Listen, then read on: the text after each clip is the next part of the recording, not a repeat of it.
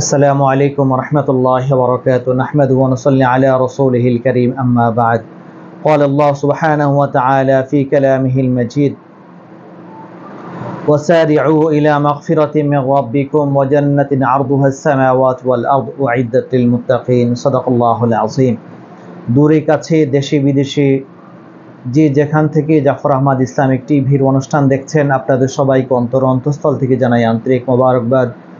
রব্বে কারীমের দরবারে প্রার্থনা আল্লাহ সুবহানাহু ওয়া তাআলা আপনাদের সবাইকে ভালো রাখেন, সুস্থ রাখেন, কল্যাণের পথে পরিচালিত করেন, এই দোয়া কামনা করে আজকের আলোচনা শুরু করছি। আজকের আলোচনা বিষয়বস্তু হলো বৃষ্টি এবং অনাবৃষ্টিতে আক্রান্ত দেশ। ইসলাম কি বলে যে আজকে আমরা যে দেশের মধ্যে বসবাস করছি এই দেশের মধ্যে অনাবৃষ্টি ছিল দীর্ঘদিন, এখন শুরু হয়েছে বৃষ্টি। সামনে আবহাওয়াবিদগণ ওনারা বলছেন বন্যার আশঙ্কা রয়েছে। তো ছোট্ট একটি মুসলিম দেশ, এ দেশের মধ্যে এত বিপদ কেন, এত সমস্যার সম্মুখীন আমরা কেন? যে দেশের শতকরা 90 জন মানুষ মুসলমান, যে দেশে লক্ষ লক্ষ উলামায়ে কেরাম বসবাস করছেন, যে দেশে হাজার হাজার মসজিদ মাদ্রাসা রয়েছে, হাজারো মানুষ তীব্র তাপদাহ থেকে বাঁচার জন্য রব্বে কারীমের দরবারে খোলা ময়দানের আকাশের দিকে তাকিয়ে চোখের পানি ছেড়ে দিয়ে ক্রন্দন করতেছিলেন। মসজিদগুলোর মধ্যে দোয়া প্রার্থনা চলতেছিল, রাষ্ট্রীয়ভাবে দোয়া করা হচ্ছিল, সর্বদিক থেকে সবকিছুই করা হচ্ছিল, কিন্তু সেই অনাবৃষ্টির যেভাবে ছিল ঠিক সেইভাবেই দেশ আক্রান্ত ছিল। কিন্তু তারপরেও আল্লাহ তাআলা তার মেহেরবানিতে এখন আমাদের সামনে কিছু বৃষ্টি হচ্ছে, কিন্তু এই বৃষ্টি আমাদের জন্য কতটুকু রহমত, কতটুকু আমাদের জন্য কল্যাণকর রব্বে কারীমই একমাত্র ভালো জানেন। কিন্তু এর দ্বারা মানুষ হিসাবে আমরা এর দ্বারা কল্যাণের রাস্তা খুব কমই দেখছি, অকল্যাণের রাস্তাটাই আমরা বেশি দেখছি। আজকে যে দেশের মধ্যে প্রায় শতকরা 90 জন মানুষ মুসলমান, লক্ষ লক্ষ উলামায়ে কেরাম আছেন, এই দেশের মধ্যে এত বড় বড় বিপদ কেন? এই দেশের মধ্যে তো এই সকল বিপদগুলো আসার কথা ছিল না। আমি একজন মুসলিম, আমি একজন বিবেকবান, আমি একজন ধর্মপরায়ণ মানুষ হিসাবে আমি কি কখনো চিন্তা করেছি কেন আমাদের উপর একের পর এক বিপদ আসছে? বৃষ্টি আসছে, বৃষ্টি চলছে, এখন সামনে বন্যার আশঙ্কা রয়েছে, ফসলগুলো নষ্ট হয়ে যাওয়ার আশঙ্কা রয়েছে। তারপর অনাবৃষ্টির কারণে অনাবৃষ্টি এমন ভাবে হয়েছে যার কোনো দেশের পশুগুলো পর্যন্ত আক্রান্ত হয়েছে। এমন আক্রান্ত দেশ কেন হলো, এটা আমরা কখনো চিন্তা করিনি। তার উত্তর হাদিসের মধ্যে আল্লাহ রাসূল সাল্লাল্লাহু আলাইহি ওয়াসাল্লাম 1400 বছর আগে আমাদের সামনে স্পষ্টভাবে বলে দিয়েছেন। আজকে আমরা যদি চিন্তা না করিও রাসূল কারীম সাল্লাল্লাহু আলাইহি ওয়াসাল্লাম আমাদের সামনে এই বিষয়গুলো খোলা করে দিয়েছেন। আসুন তাহলে আমরা জেনে নেই কেন আজকে আমরা এত বড় বিপদের মধ্যে আক্রান্ত হয়ে আছি। হাদিসের মধ্যে আল্লাহ রাসূল সাল্লাল্লাহু আলাইহি ওয়াসাল্লাম 5টি বিষয়ের কথা বলেছেন। মানুষ যখন এই 5টি কাজ করবে, এই 5টি কাজ যখন মানুষ আক্রান্ত হবে, তখন এর বেনিফিট হিসাবে আল্লাহ প্রদত্ত ভাবে তারা 5টা ক্ষতির সম্মুখীন হয়ে যাবে, 5টা অন্যায় করবে এবং এর প্রতিশোধ হিসাবে আল্লাহ সুবহানাহু ওয়া তাআলার পক্ষ থেকে অটোমেটিকলি এই মানুষের উপর এই বিপদগুলো চলে আসবে। হাদিসের আলোকে জানা যায় কিছু পাপ আছে দুনিয়ার মধ্যে, যে পাপগুলোর শাস্তি আল্লাহ সুবহানাহু ওয়া তাআলা শুধু খালি আখিরাতেই দিবেন না। আমরা তো জানি যে আখিরাতের মধ্যে শাস্তি দেন, কিন্তু এর পানিশমেন্ট আল্লাহ সুবহানাহু ওয়া তাআলা দুনিয়ার মধ্যেও মানুষকে দিয়ে দেন। এর কারণ হলো যে পাপগুলো মানুষের অধিকারের সাথে সম্পর্ক রাখে, মানুষের অধিকারের সাথে সম্পর্ক রাখে, যে পাপগুলো, যেই বিষয়গুলো আছে, ওই পাপগুলো যখন সমাজের মানুষ যখন কষ্ট পেয়ে যায়, তখন আল্লাহ সুবহানাহু ওয়া তাআলা তখন ওই জাতির উপর এই আল্লাহর পক্ষ থেকে আযাবগুলোকে আল্লাহ তাআলা চাপিয়ে দেন, মানুষ যখন এই পাপগুলোর মধ্যে লিপ্ত হয়ে যায়। তো হাদিসের মধ্যে আল্লাহ রাসূল সাল্লাল্লাহু আলাইহি ওয়াসাল্লাম ইরশাদ করেছেন যে যখন মানুষ পাপ কাজ করবে, যে পাপগুলো দেশ এবং জাতির সাথে জড়িত আছে, তখন আল্লাহ সুবহানাহু ওয়া তাআলা ওই জাতির উপর শাস্তি দিয়ে দেন, যাতে করে এই শাস্তি পানিশমেন্ট দিয়ে ওই জাতি করে তারা আবার কল্যাণের পথে আসে। যদি কল্যাণের পথে না আসে তাহলে তারা অবশ্যই তারা ক্ষতিগ্রস্ত হয়ে যায়। তার সর্বপ্রথম শাস্তি সম্পর্কে আল্লাহ রাসূল সাল্লাল্লাহু আলাইহি ওয়াসাল্লাম ইরশাদ করেন, হাদিসটি এসেছে ইবনে মাজার মধ্যে। আল্লাহ রাসূল সাল্লাল্লাহু আলাইহি ওয়াসাল্লাম বলেন, যখন কোন সম্প্রদায়ের মধ্যে অশ্লীলতা, বেহায়াপনা ছড়িয়ে পড়বে, অশ্লীলতা, নির্লজ্জতা, বেহায়াপনা যখন ছড়িয়ে পড়বে, তখন আল্লাহ সুবহানাহু ওয়া তাআলার পক্ষ থেকে এই জাতির উপর আল্লাহ সুবহানাহু ওয়া তাআলা রোগ ব্যাধি নামক আযাবকে আল্লাহ তাআলা চাপিয়ে দিবেন। আজকের বাংলাদেশ, যেখানে শতকরা 90 জন মানুষ মুসলমান, ওই দেশের মধ্যে কোন পাপ নেই যা মানুষ করে না। একটা পাপ বাকি ছিল, কওমে লূতের যা সমকামিতা, এই সমকামিতা তো এখন আমাদের দেশের মধ্যে স্টার্ট হয়ে গেছে। এই সমকামিতার জন্য বাংলাদেশের মধ্যে বিশ্ববিদ্যালয় পর্যন্ত আছে। আপনারা জানেন যে বাংলাদেশের একটা বিশ্ববিদ্যালয়ের থেকে বই পর্যন্ত ছাপা হয়েছে, এবং এটাকে প্রমোট করার জন্য বিভিন্ন কাপড়ের মধ্যেও উৎসাহ দেওয়া হচ্ছে, বিজ্ঞাপন দেওয়া হচ্ছে, নাটক সিনেমা করা হচ্ছে, মানুষকে উৎসাহ দেওয়া হচ্ছে এগুলি দিয়ে। তাহলে ওই জাতির উপর আল্লাহ তাআলা কি করবেন? যে জাতির মধ্যে পাপাচারগুলো এইভাবে আসবে, মানুষের রন্ধ্রে রন্ধ্রে পাপ, মানুষের রন্ধ্রে রন্ধ্রে পাপ, অশ্লীলতা। তো এই অশ্লীলতা যখন সমাজের মধ্যে ছড়িয়ে পড়বে, তখন আল্লাহ সুবহানাহু ওয়া তাআলার পক্ষ থেকে এমন রোগ ব্যাধি আল্লাহ তাআলা দিবেন, যে রোগ ব্যাধি তার পূর্বেকার কোনো জাতির উপরে ছিল না। যেমন করোনা নামক রোগ ব্যাধি, যার কোনো ট্রিটমেন্ট এই দেশের মধ্যে ছিল না। স্বামী থেকে স্ত্রীকে আলাদা করে দেওয়া হয়েছে, বাবা থেকে সন্তানদেরকে আলাদা করে দেওয়া হয়েছে, প্রত্যেকটা মানুষ থেকে আলাদা করে দেওয়া হয়েছে, কিন্তু তার কোনো ট্রিটমেন্ট এই বাংলাদেশ সহ সারা পৃথিবীর কোনো দেশের মধ্যে নেই। এই রোগ ব্যাধি আল্লাহ সুবহানাহু ওয়া তাআলা চাপিয়ে দিয়েছেন মানুষের উপরে। কেন? যখন মানুষ এই অশ্লীলতা, বেহায়াপনা, নির্লজ্জতা, সমকামিতার মতো অপরাধের মধ্যে মানুষ যখন লিপ্ত হয়েছে, তখন আল্লাহ সুবহানাহু ওয়া তাআলার পক্ষ থেকে মানুষের উপর এই আযাবকে চাপিয়ে দিয়েছেন। অথচ এই আযাব পূর্বেকার জাতির কোন জাতির মধ্যে এই আযাবটা ছিল না। এই যে বাংলাদেশের মধ্যে করোনা, বাংলাদেশ সহ পৃথিবীর বিভিন্ন দেশে যে করোনা এসেছে, এই রোগ ইতিপূর্বে এই দুনিয়ার সৃষ্টি হওয়ার পর থেকে নিয়ে রাসূল কারীম সাল্লাল্লাহু আলাইহি ওয়াসাল্লামের পরবর্তী প্রজন্ম, এই যে আমাদের দেশের মধ্যে তো শুরু হলো মাত্র 2023 সালের মধ্যে, এর আগ পর্যন্ত এই রোগের কোনো নাম গন্ধ মানুষ জানতো না। কিন্তু আজকে মানুষ কেন বিপদগ্রস্ত হলো? কারণ হলো মানুষের মধ্যে নির্লজ্জতা, বেহায়াপনা ছড়িয়ে পড়ার কারণে। আজকে এই দেশের মধ্যে এরকম নির্লজ্জতা, বেহায়াপনা আছে কিনা, আপনি আপনার নিজের ঘর থেকে আপনি শুরু করেন, দেখেন আপনার ঘরের মধ্যে আছে কিনা। আপনার ঘরে যদি না থাকে, আপনার প্রতিবেশীকে দেখেন, আপনি যে এলাকার মধ্যে বসবাস করছেন সেখানে দেখেন, আপনি সমাজ ব্যবস্থার মধ্যে দেখেন, আপনি আপনার রাষ্ট্রের মধ্যে দেখেন, আপনার বিভিন্ন পয়েন্টে সর্ব জায়গার মধ্যে দেখবেন যে এই সকল অন্যায় অপরাধের মধ্যে মানুষ লিপ্ত হয়ে আছে।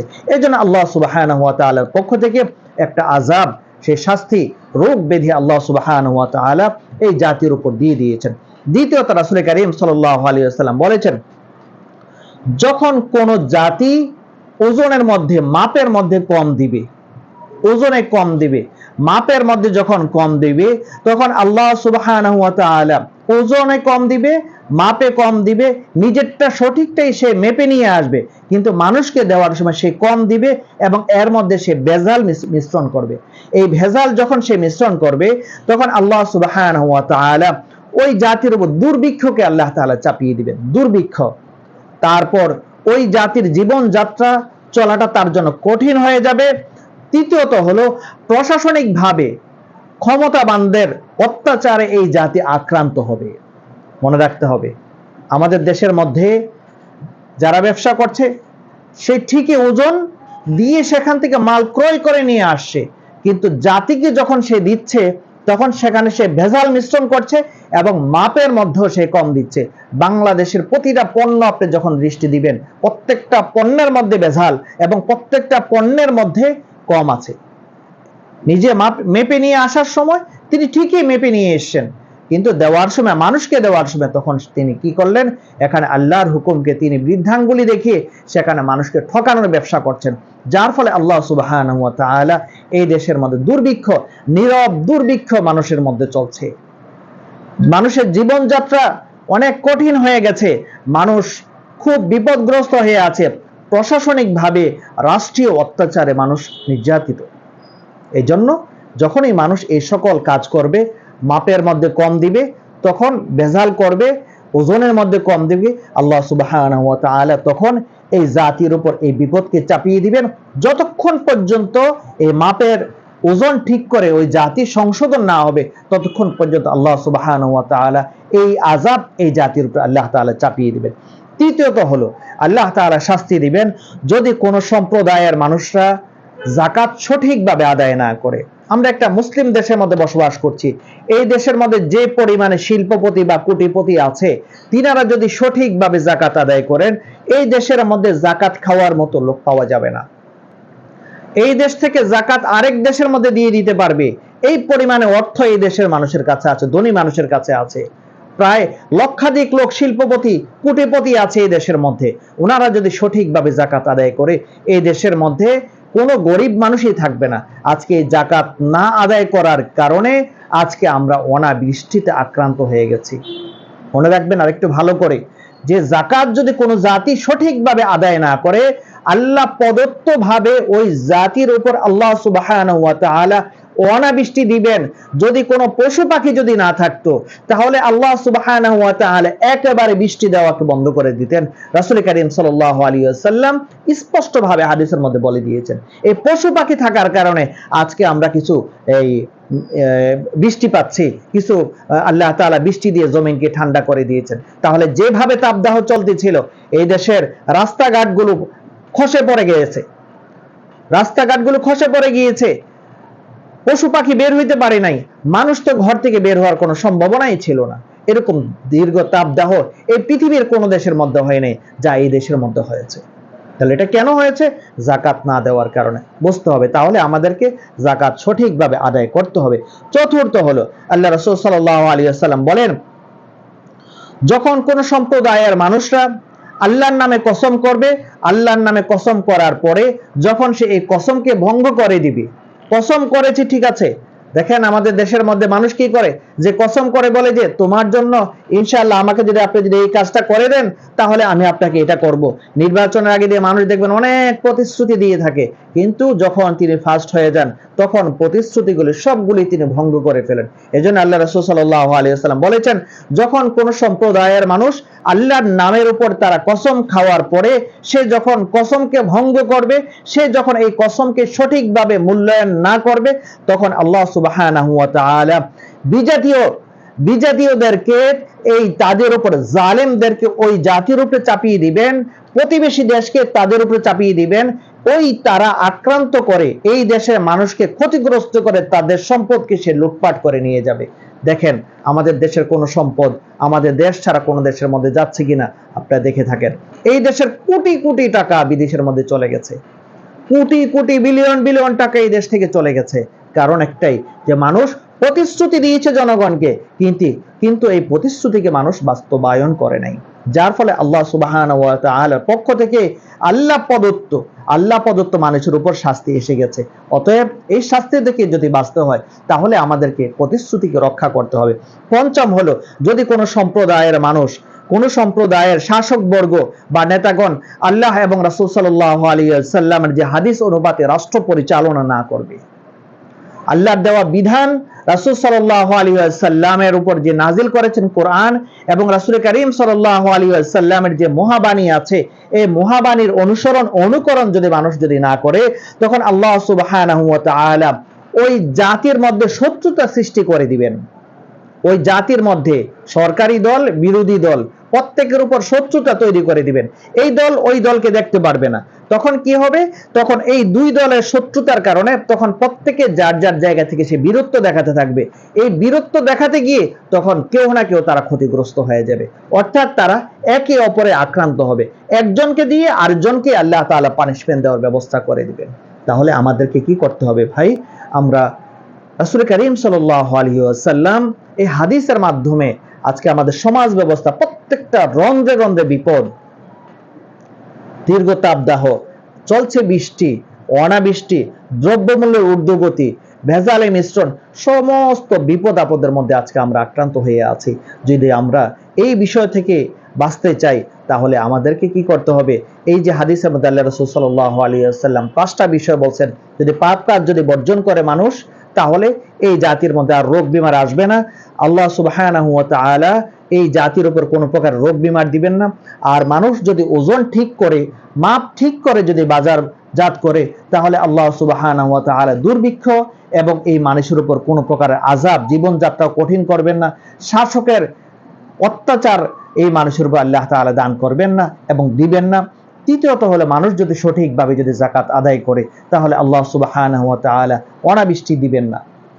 চতুর্থ হলো, যদি কোনো সম্প্রদায় মানুষ যদি ওয়াদা করে, ওয়াদার খেলাফ যদি করে, আর ওয়াদা যদি খেলাফ করে তাহলে তো শাস্তি আসবে।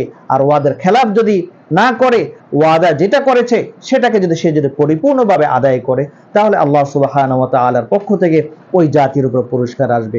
পঞ্চম হলো শাসকবর্গ। শাসকবর্গ যদি আল্লাহ এবং রাসূলের যে বিধান আছে, বিধান মোতাবেক যদি রাষ্ট্র পরিচালনা করে, তাহলে আল্লাহ পাকের পক্ষ থেকে এই জাতির উপর নুসরত আসবেই আসবে। আর যদি এর বিপরীতটি যদি করে থাকে, তাহলে এই জাতি ক্ষতিগ্রস্ত হয়ে যাবে। আল্লাহ সুবহানাহু ওয়া তাআলা আমাদের সবাইকে এই বৃষ্টি এবং অনাবৃষ্টির কবল থেকে আল্লাহ সুবহানাহু ওয়া তাআলা আমাদের সবাইকে হেফাজত করেন। ইসলাম যেভাবে আমাদেরকে চলতে বলেছেন, ঠিক সেইভাবে যদি আমরা চলি, তাহলে ইনশাআল্লাহ এই দেশের উপর, যে দেশে 90% জন মানুষ মুসলমান, আল্লাহ তাআলা এই দেশের উপর বরকত দান করবেন। এই বলে আজকের আলোচনা সমাপ্ত করছি এখানেই। যে হাদিসটি আমি পাঠ করলাম, এই হাদিসের উপর আমাকে এবং আপনাদের সবাইকে আমল করার তৌফিক দান করেন। আমিন সুম্মা আমিন। ওয়া আখিরু দাওয়ানা আলহামদুলিল্লাহি রাব্বিল আলামিন।